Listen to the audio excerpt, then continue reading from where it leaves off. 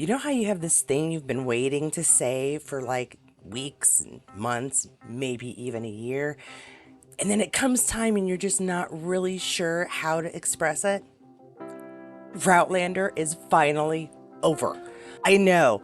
So the first episode is already aired, and let's talk about it. This is my standout scenes for season 7, part 1, episode 1, A Life Well Lost. Now, the basic premise is Jamie's out looking for Claire, and Claire's trying to get a message out to Jamie so that he knows where she is and hopefully get some freedom. We were looking forward to quite a few things happening in this first episode, and one of my favorite is that first argument we see with Brianna and Roger about what to do about Wendigo Donner. Now, the issue is that Roger can kind of relate to his situation, being lost in time, alone, unsure how to get to where he's trying to go. He sort of lived that while he was pirating aboard Bonnet's ship. Now, Brianna, of course, can see her mother's side of things and why Donner doesn't deserve any assistance escaping his situation. And they have a nice little row about it, pretending I'm British today, and we watch them kind of say their peace of mind, discuss it later, and because they have such a good rapport at this point, Roger is able to tell her exactly how he feels about it, and Brianna listens, which is sometimes a rare thing to get couples that have an argument and listen to each other, because Roger, of course, listened to her as well. In the end, his idea of helping is to pray on it and pray for him. It's really all he can do without getting themselves in a situation. And it seems unfair to me that Brianna was measuring Wendigo's whether he deserves assistance compared to Roger. Roger's been written as a very, very good guy. And maybe it's hard to live up to that. I'm not sure Donner deserved to be stuck just because he wasn't Roger. However, that's just my opinion. We will see what happens one way or the other with Wendigo later on. And right now, we've got a happy couple that have communicated, much like we heard Sophie said they'd learned to do. And it was a really nice scene. Now, my second standout scene pick is going to be Tom Christie's confessions. With Tom Christie, there's no reason to really like this character other than he's a really good character. You may not like the person he is, but he was well written and the actor has done a fabulous job portraying him. The questions for Christie are, why is he so severe even for that time? And we find out during these moments with Claire, as he is confessing not only his involvement in the murder, true or not, who knows, but we do know that he also loves Claire, and that prompts him to make that first confession to get her out of her predicament. He's signed over saying that he did kill Malva. He killed his own daughter. Now, of course, Claire really doesn't believe it. As harsh as Christie was, he was never trying to be harmful or hurtful to his children. He was trying to beat the witch out of Malva, maybe, but it wasn't ever meant out of malice, mostly out of fear. Now, a side note, I did think it was just really horrendous that he thought it was acceptable for his daughter to die to save them from the witchy child she carried, but again, a sign of the times.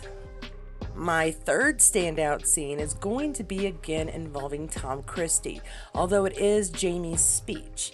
It's Tom Christie's eulogy. Now, Tom Christie, again, a man that we really have trouble liking, even though we enjoy the difficulties he brings to the Ridge with being the type of character he is. But Jamie is a sincere person, an honorable person, and when Tom Christie wants to hear the words Jamie would say for him, he knows that the words coming out of his mouth are honest, are true, and not a one of them is harsh or bad or holds any how do I want to put this? He's not looking down on Christie. He's a good Scot, a good man, and in his core, he really is trying to be the best man he can.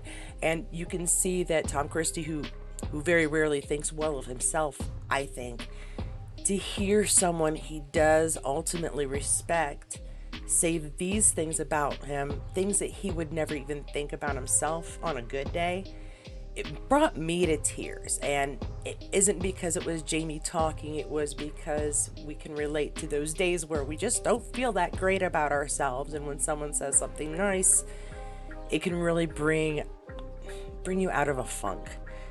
So I really enjoyed that eulogy. And again, third standout scene for me.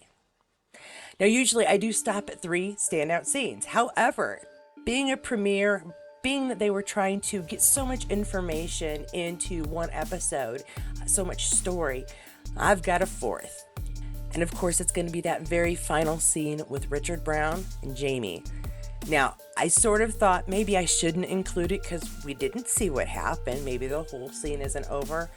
But ultimately, we get so much out of it. We find out that while Brown is holed up and having a little party, it seems, he feels no threat by Jamie because his kin would avenge him if Jamie did a thing, if he had any kin left.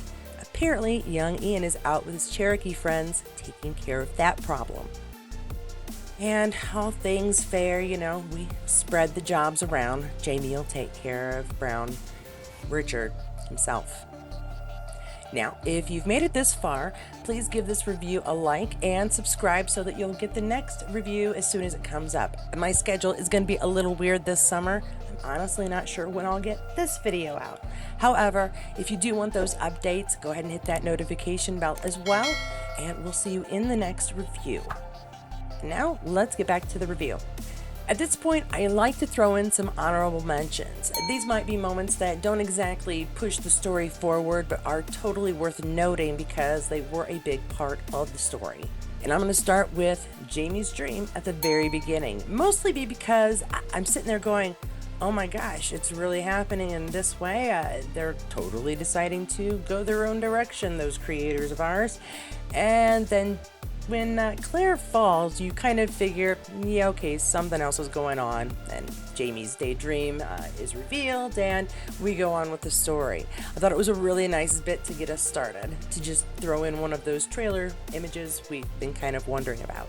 Now, I also really enjoyed Wendigo Donner's appearance to Roger. Again, one of those liberties they take on screen, but I like the Ali reference thrown in. That was a nice nod. And Roger's reaction, their little discussion.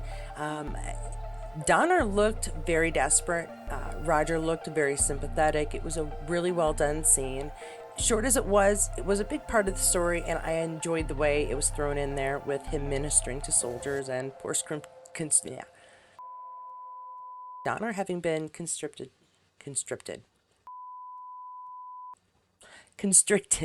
and Donner having been constricted from, gosh, I can't say it. And Donner having been conscripted from jail.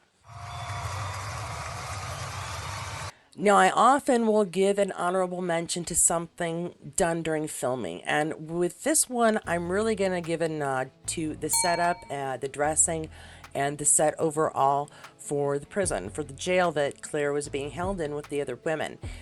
I like how they dress set so much that you're not even questioning that, of course, they are in the 18th century and poor Claire is in jail. This renovated slaughterhouse looked every much the part as an 18th century prison where there's really no facilities. And I liked Sadie as not so fantastic a person as she was. She was still doing her best to be her under her own issues. Now, those were the major moments that I really thought made this episode great. However, they of course aren't all the moments that are going to be necessary as we move along, such as the fact that while Claire was on board the ship where Christie confessed, she overheard some discussions about the battles with the rebels taking place right now. Mostly skirmishes, except for the fact that a fort has been completely taken over. Things are not going well for the Crown. And of course, on the ship, we had Major McDonald trying to gum up the works.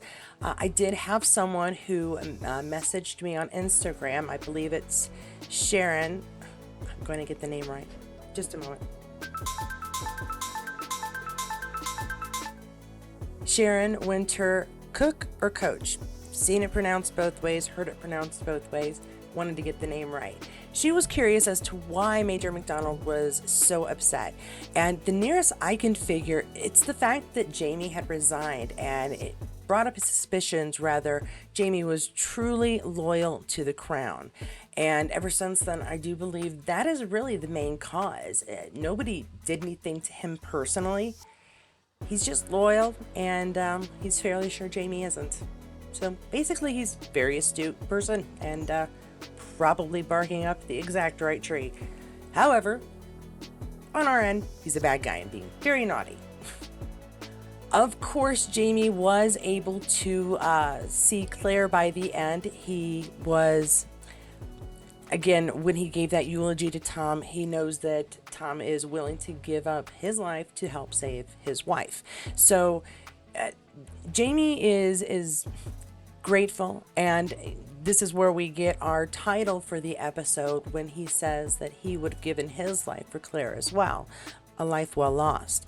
And so he understands that Tom loves Claire, and he doesn't really have any issue with it. It's not like there's any danger of Claire leaving him for Tom, but he wants to assure her that he would have done the exact same thing. But I think that Claire knows that as well.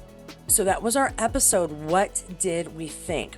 For me, I thought it was very fast-paced, but well done. They didn't skip any major details, and the ones they did, quite frankly, I was hoping they would. It was also just a stellar episode. It made me tear up. A lot of my reviews have to do with the emotional connection, and there was more than once that I became very emotionally involved in what was happening, and oddly with characters that I wouldn't have expected to feel that much for.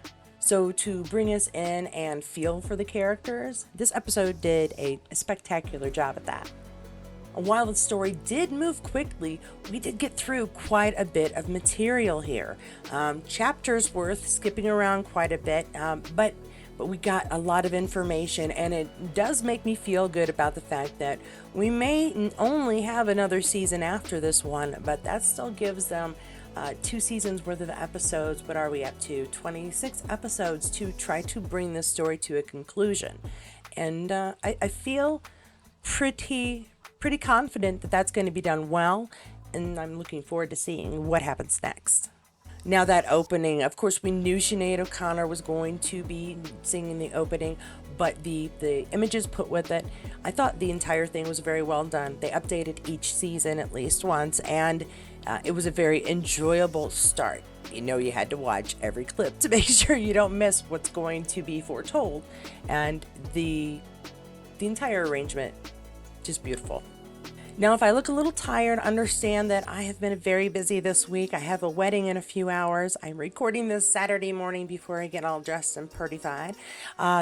I do appreciate that you joined me, and I do want to hear what you thought was best. Should I have made an honorable mention, the best scene, or did I completely skip a moment you thought really should go on this list? This is a great community to comment below. I guarantee you somebody is going to have something to say about what you have to say, and it'll be a really great conversation, so do please join us in the comments below. If you've been enjoying the Droughtlander updates and are looking forward to my reviews, please consider joining the community. I've got a brand new member today, and I'd like to welcome them. If you'd like to also, you can try to join us in Patreon. Both come with some perks and benefits. I do hope to have at least one chat with my Patreons over the next few days. It's kind of tough with the grandkids also coming, so busy times. But I do want to stop and let you know that I do appreciate everybody's coming to view. Anybody who decides to do a little bit extra by becoming a member or a patron. I truly do appreciate your time coming to watch and helping this channel to grow. And if you didn't get a chance, please check out my Droughtlander gear as well. You made it through the year? Celebrate. And if you haven't gotten your fill of Outlander yet, then please do catch up on some of my previous videos through Droughtlander. Always some fun information and trivia thrown in there, and if nothing else, you get to look at our pretty stars. So check out one of these videos, and until next week, we'll see you there.